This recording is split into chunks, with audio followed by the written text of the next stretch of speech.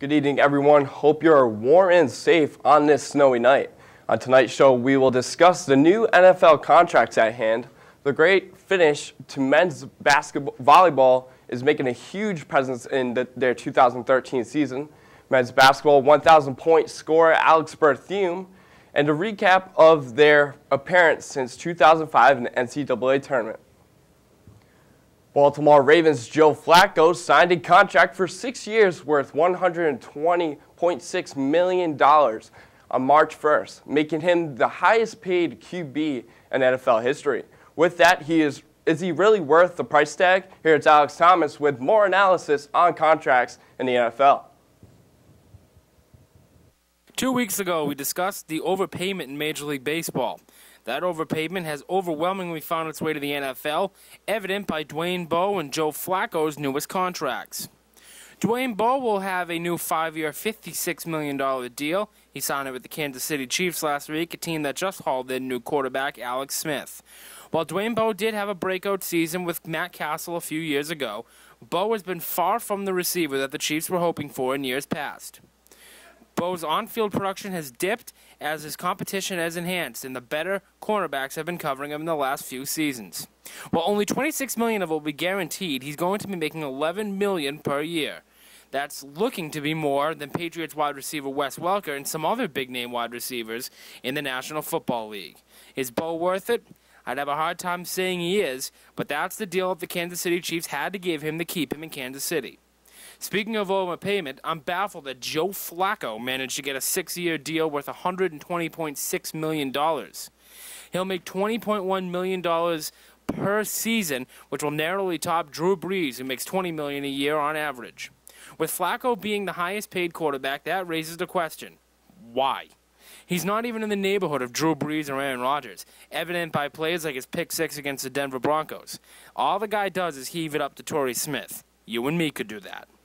While Flacco is going to be making that money, another elite quarterback, or should I say an elite quarterback period, in Tom Brady, is going to be making far less money. Brady decided to sign a new 3-year deal with the New England Patriots worth $27 million. While the deal will feature more guaranteed money than Brady had previously, it'll help the New England Patriots on the salary cap. A bit of a way to get some more space to re-sign key free agents like Aqib Talib and Wes Welker, and potentially add somebody along the lines of Greg Jennings or Mike Wallace. While all three contracts are different, I gotta say Joe Flacco is by far the worst one out of this. Flacco's nowhere near elite. He's a slightly above average quarterback. And I don't want to hear the one Super Bowl argument, because Trent Dilfer has one too. While these contracts see 2 overpayments and 1 finding a way around the salary cap, this is the NFL's new business. It's all about overpaying players, and it's all about finding ways to get a little more money on your salary caps. The Springfield College men's volleyball team has posted a 15-3 record so far in the 2013 season. Last Saturday's doubleheader performance against Vassar College and Emmanuel College was nothing short of spectacular. The Pride rolled away with 2 victories behind AVAC Division III National Player of the Week, as well as Springfield's new all-time block assist record, Greg Falcone. Charlie Sullivan's team will look to keep the 9-game winning streak alive on Friday against Mount Ida at 6 p.m., Saturday versus Baruch College at 12 p.m., and Hunter College at 2 p.m. Go out and support your Pride this weekend.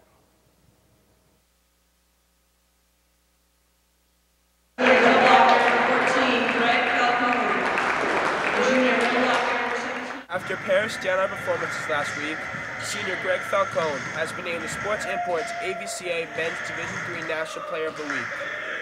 A 6'8" senior middle blocker for the nation's top-ranked team, Falcone helped the Pride improve their overall record to 12-3 after a perfect 4-0 weekend.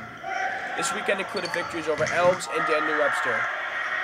A native of Lindenhurst, New York, Falcone finished the weekend with a combined 17 kills, a mere .810 hitting percentage, 3 service aces and 11 blocks in only 6 sets.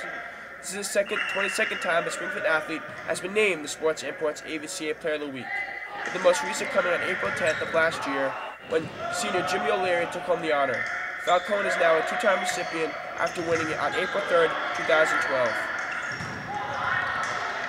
Greg Falcone, he's a great senior, great captain. Very inspirational player. Not once did I see that kid down in any game. He's always there picking the team up. And the best way I can describe him as the glue that holds Springfield College men's volleyball together. I mean, he's just an impact player that can be put into a situation and make it better. Player of the week was definitely an honor. But whenever we get an individual award in our program, we always just say that we're just fortunate to be the one representing our group and show the competitiveness in our gym, having people like Mike Freitag, Evan Akinfor, John Cohen, those role players push me every day in practice, really help me improve my game for the week and have a consistent play, be noticed. Falco will undoubtedly continue helping to contribute to the success of the Pride as they head into the middle half of the season. They hope to continue the #1 ranking in the country.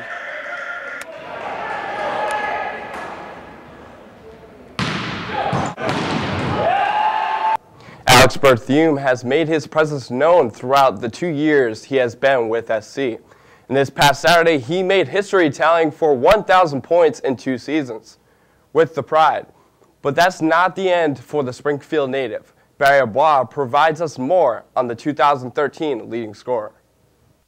Senior shooting guard and 2-time All-New MAC first teamer Alex Berthume ended his great career at SC with a 35-point performance in a loss to Ithaca in the first round of the NCAA tournament on Saturday night. During that game, Alex scored his 1,000th point of his SC basketball career in just 2 years at SC.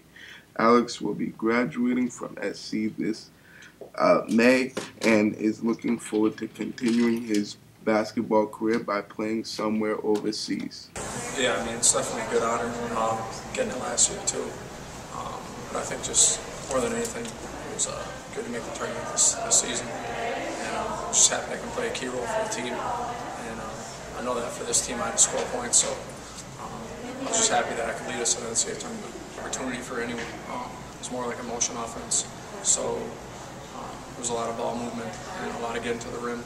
And that's what I kind of thrive on in my game is attacking the rim and getting to the free throw line and getting myself going that way. So definitely helped out. It was definitely a goal. And getting closer to the end of the season, one of my cousins was reminding me about it. But I forgot about it coming into the game just because I was worried about getting the win and how big the NCAA tournament game was. So I kind of just forgot about it. So when I did score, I think it was 28 points to go over. When they announced it, I was pretty surprised, but it was definitely a cool reaction by the fans and standing up and chanting, so it was pretty special.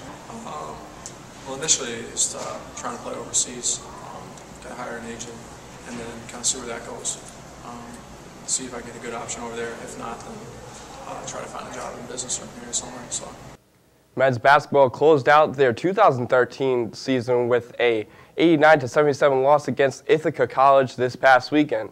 But there is nothing to be upset about. This team played their hearts out and gave the Blake Arena crowd all they could ask for. Candace Tibbetts has more in-depth analysis on the loss and what is next for the Pride in the near future. This past Saturday, Springfield College's men's basketball team fell short to Ithaca College 89-77 in the first round of the NCAA Division III championship. It was an extremely competitive game in a wonderful environment. The students coming out and the excitement and everything in the gym, it was electric. Actually, the coach from Ithaca felt the same way, and we played fine except for a couple of things that we didn't get done. And we talk about every game we've got to win certain battles, and one of them is free throws.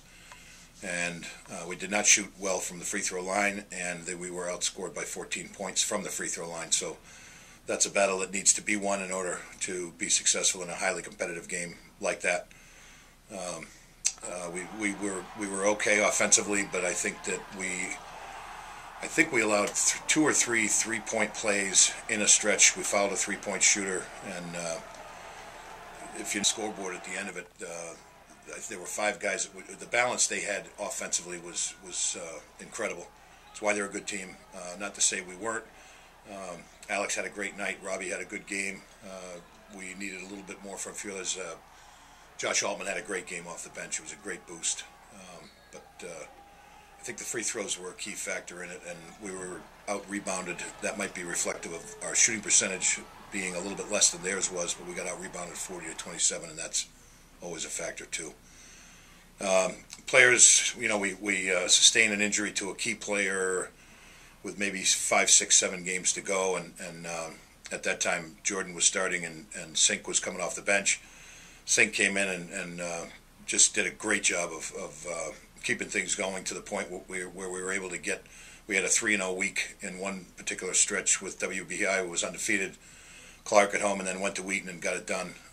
And then going into the championship, we won the first game against MIT in a great game, and got into an overtime game with WPI and fell a little bit short. So I think, you know, the season was disappointing in that we didn't win the tournament championship, and we ended up not advancing in the NCAA tournament. But I think all in all, it was very exciting. We had a lot of great moments. Alex getting to 1,000 points is. Alex Berthiaume netted a career-best 35 points, including the 1,000th of his career, which he earned in just 2 years. Josh Altman and Robbie Burke also helped the Pride, Altman having 15 points and Burke having 11 points and 9 rebounds. And now we lose 5 seniors. That's a huge hole to fill. We're working hard in our recruiting to try to get players that we don't really have a choice of what kind of player we're getting, but we're just trying to get high-quality guys that are competitive and want to continue to work hard. And I feel like the guys that are coming back, Robbie would be our lone senior next year, and then we've got what would be a couple of juniors. Academically, they're juniors, but sophomores playing this year, and Tim and Sean, and then along with that, Nick Sikowitz and Josh Altman. And a couple of freshmen that, because we had the 5 seniors, I think on any other team, Josh Downs and Larry Pietro would have received a few minutes of playing time, but we had the 5 seniors, and it kind of kept them out of it, and I hope in the offseason they really work hard. We've got to get better. Our players that are coming back have to get better between now and when we start next year, and I think they will. The men's basketball team ends their year with a 19-9 record, which has been its best since 2005. Although the team is losing 5 seniors, they plan on rebuilding and working hard to have a longer run next season. Reporting for SCTV3, I'm Candace Tibbetts. Well, that's all for sports tonight. Once again, stay warm and safe. Back to you, ladies. Thanks, Mark.